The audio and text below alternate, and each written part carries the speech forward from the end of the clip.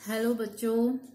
तो I hope तुम सब बहुत अच्छे हो और जो भी हम लोगों ने प्रॉब्लम्स किया था पहले आप लोगों ने प्रैक्टिस किया होगा उसको। और कुछ भी प्रॉब्लम है या फिर कोई भी कंफ्यूजन है तो आप लोग प्लीज कमेंट सेक्शन में मुझे कमेंट करिए और बताइए कि आप लोगों ने किया या नहीं। उसके बाद मैं एंड में, जब वीडियो के एंड में, मैं इससे रिलेटेड असाइनमेंट्स भी दूंगी और उसके रिलेटेड क्वेश्चंस भी होगा। तो आई होप आप लोग एंड तक ये वीडियो देखेंगे और समझेंगे कि ये जो टाइप का क्वेश्चन है ना, इरेशनल वाला, ये कितना इम्पोर्टेंट है।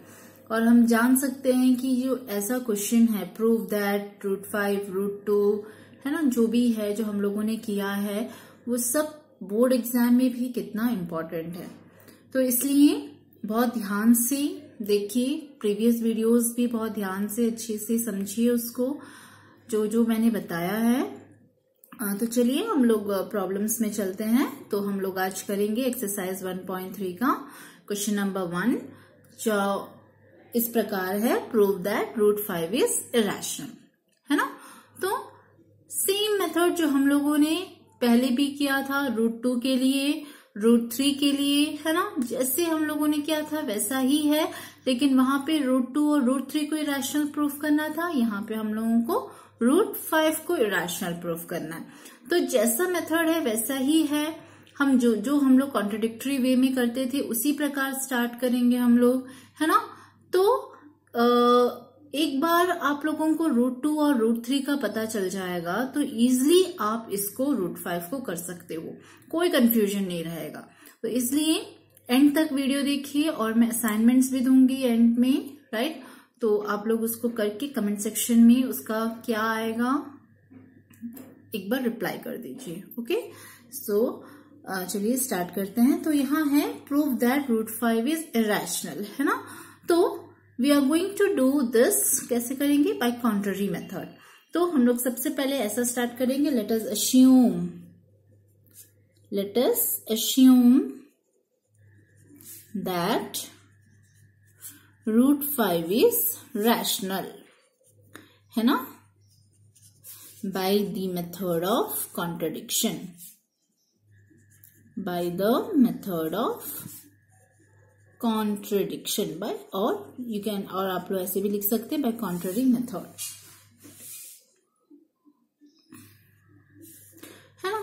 तो अब हम लोग कॉन्ट्रडिक्टरी मेथड में चलेंगे। तो अगर मैं बोल रही हूँ कि √5 एक इरेशनल नंबर है, तो हम जानते हैं हर एक इरेशनल नंबर को p/q फॉर्म में लिख सकते हैं। तो यहाँ पे भी मैं √5 को किस फॉर्म में लिख सकती हूँ, p/q फॉर्म में लिख सकती हूँ, जहां पे where my p and q are integers, है ना। यही है, होता है डेफिनेशन इरेशनल नंबर का। तो रैशनल नंबर का डेफिनेशन क्या होता है कि √5 कोई भी रैशनल नंबर को हम लोग p/q फॉर्म में लिख सकते हैं। तो अगर हम लोगों ने √5 को रैशनल माना है तो √5 को हम लोग p/q फॉर्म में लिख सकते हैं, जहां p और q दोनों इंटीजर्स हैं और जो डिनोमिनेटर है ना, जो डिनोमिनेटर है q, वो कभी भी 0 नहीं होना चाहिए, है ना। तो नेक्स्ट, अगर ऐसा है, अगर √5 एक रैशनल नंबर है, देन हमारे पास और एक नंबर है अदर देन 1 जो √5 को डिवाइड कर सकता है ना। So other than 1 there exist one more prime number, and if so we can express √5 in the form of a/b, वेयर a and b are co-prime, है ना। तो मैंने बताया था को-प्राइम किसको बोलते हैं, को-प्राइम उन नंबरों को, दो प्राइम नंबर को को-प्राइम कहेंगे जिसका डिवाइजर सिर्फ, मतलब उसका सिर्फ एक ही फैक्टर हो सकता है, वो है 1। तो 1 के अलावा और कोई a और b को डिवाइड नहीं कर सकता। तो वैसे नंबरों को हम लोग क्या नंबर बोलते हैं, को-प्राइम नंबर। तो यहाँ पे भी अगर एक और नंबर √5 को डिवाइड करता है तो √5 किस फॉर्म में हम लोग लिख सकते हैं, a/b फॉर्म में, where a and b are co-prime, है ना। तो अगर ऐसा है तो हम लोग कैसे लिख सकते हैं, यहाँ पे b को ऊपर लेके आ जाओ √5 into b is equal to a, right? तो squaring both the sides, squaring both sides, right? तो हम लोग को क्या मिलेगा स्क्वायर करने से? both sides, squaring both the sides, √5b whole square is equal to a square. तो √5 into √5 क्या होता है? 5b square is equal to a square. This implies b square is equal to a square by 5, है ना? तो मैंने b square को कैसे लिखे हैं? a square by 5. मतलब 5 मेरे को पता है एक प्राइम नंबर है, और अगर 5 एक प्राइम नंबर है और अगर वो किसी इंटीजर के स्क्वायर को डिवाइड कर रहा है ना, that means it divides the number itself, a itself. This we are getting from theorem 1.3 of NCERT textbook, है ना? तो from theorem 1.3 of NCERT, from theorem 1.3, इसका क्या मतलब हुआ? If, ठीक है, 5 divides, if 5 divides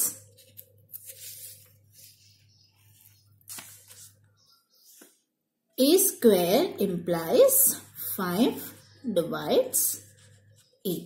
Yes, so theorem 1.3 के अंतर्गत हमको क्या मिलेगा? अगर आपका प्राइम नंबर 5 उस स्क्वायर को डिवाइड कर रहा है तो वो 5 किसको डिवाइड करेगा? वो नंबर को ही वो डिवाइड करेगा, a को डिवाइड कर रहा है ना? तो हम इससे क्या कह सकते हैं कि अगर 5 a स्क्वायर को डिवाइड कर रहा है मतलब 5 डिवाइड्स a.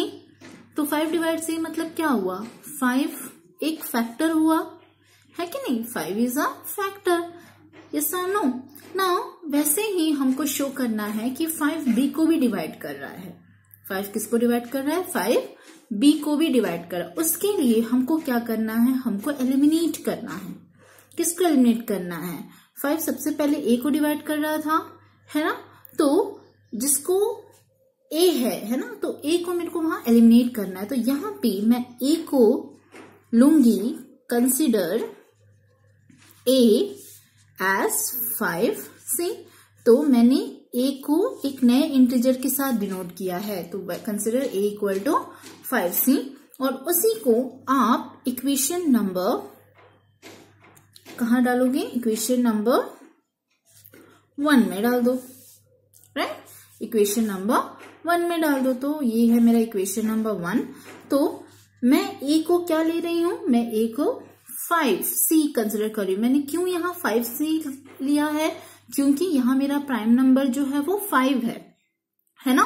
तो a को मेरे को किस प्रकार डिनोट करना है? a को product of prime number and new integer, है ना? Where c is some integer, where c is some integer. तो इस प्रकार मुझे डिनोट करना है, राइट? तो यहाँ पे a को मैंने तो पहले हम लोगों ने वीडियोस में देखा था कि मैंने जब √2 को इरेशनल प्रूफ करना था तो a को मैंने 2c लिया था. जब मेरे को √3 को इरेशनल प्रूफ करना था तो वहां पे मैंने a को 3c लिया था. क्यों? क्योंकि वहां इररेस्पेक्टिव जब √2 प्रूफ करना था तो 2 मेरा प्राइम नंबर नीचे आ रहा था. जब √3 मेरे को प्रूफ करना था तो 3 मेरा प्राइम नंबर डिवाइड कर रहा था, है ना?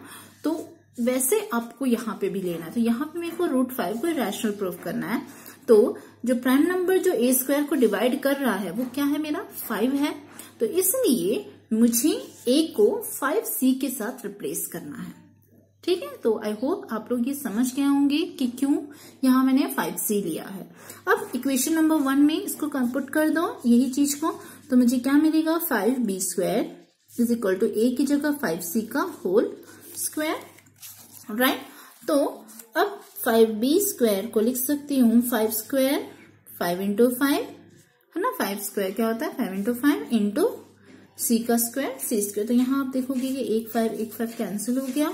तो मुझे यहाँ मिलेगा 5 square is equal b square is equal to 5c square, या मैं लिख सकती हूँ c square is equal to b square upon 5, है कि नहीं? तो मैं लिख सकती हूँ c square is equal to b square upon 5. तो क्या हमको मिल रहा है? फिर से, है ना? तो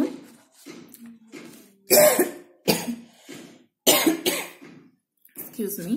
So if 5 divides b square, right? If 5 divides b square implies क्या? 5 divides b. ये हमको कहां से मिला? Theorem 1.3 of NCERT text book से, है ना? तो 5 b को भी डिवाइड कर रहा है इसके, है ना? तो हम लोग को दो चीज मिला. क्या मिला? सबसे पहले हम लोग को मिला कि 5 जो है ना, a को डिवाइड कर रहा है यहां से, और 5 जो है वो b को भी डिवाइड कर रहा है. मतलब 5 एक कॉमन नंबर है, कॉमन फैक्टर है a एंड b का. यहां से देयरफॉर क्या बोल सकते हैं? 5 is a common factor for a and b, है ना? तो ऑलरेडी हम लोगों ने पहले ही लिखा था कि a एंड b क्या है? a बाई b दोनों प्राइम नंबर्स, को प्राइम नंबर्स है, और को प्राइम नंबर की डेफिनेशन के हिसाब से सिर्फ उन दोनों का कॉमन डिवाइजर 1 होना चाहिए. लेकिन हम लोग यहाँ एक कॉन्ट्रडिक्शन में आ जा रहे हैं कि 5 जो है, 5 जो प्राइम नंबर है वो a और b को दोनों को डिवाइड कर रहा है अदर देन 1, है ना? तो ये कॉन्ट्रडिक्शन कैसे आया? इसलिए आया क्योंकि हम लोगों ने √5 को रैशनल माना, है ना? तो अगर √5 को हम लोगों ने रैशनल मान के चलते हैं तो हमको अदर देन 1, है ना, एक और प्राइम नंबर आएगा जो a और b को डिवाइड कर रहा है, जो कि फॉल्स कंडीशन है. समझ में आया? जो कि फॉल्स कंडीशन है. तो अगर ये फॉल्स है, मतलब मैंने जो अज्यूम किया था कि √5 एक रैशनल नंबर है, वो भी फॉल्स होगा, है ना? सो सिंस हम लोग इसको कैसे एंड करेंगे? Since a and b are co-prime, a and b are co-prime, therefore, है ना? Therefore, √5 cannot be rational.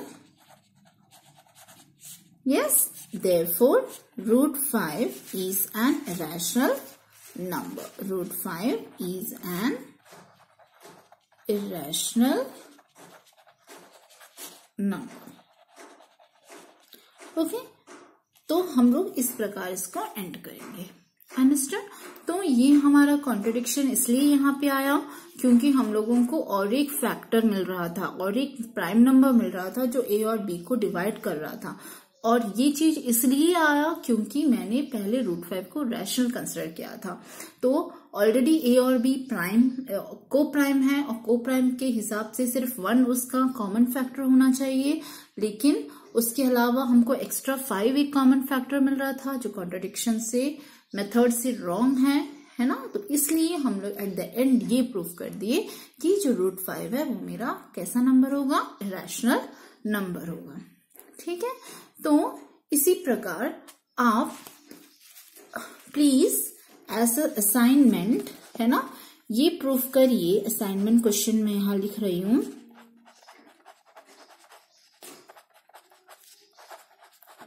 इसी प्रकार आप ये शो करिए कि जो √11 है इज एन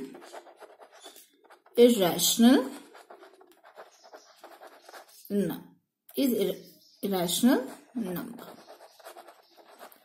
होप आप ये क्वेश्चन करेंगे और कमेंट सेक्शन में प्लीज मुझे करके बताइए कि आपको ये आया या नहीं. और अगर कोई भी डाउट हो तो प्लीज कमेंट सेक्शन में डाल दीजिए so that I can clarify your doubt as early as possible, right? So I hope you have understood this question of √5. Same way we are going to do for 7 √5. Yes, and question number जो आपका second है, right? जो second question number है, prove that 3 + 2 √5 is irrational, वो भी हम next video में करेंगे. So thank you for listening to me. And I hope you have seen the question. Please try this question and let me know whether you have done it, and let me know you have understood the question. Okay, thank you.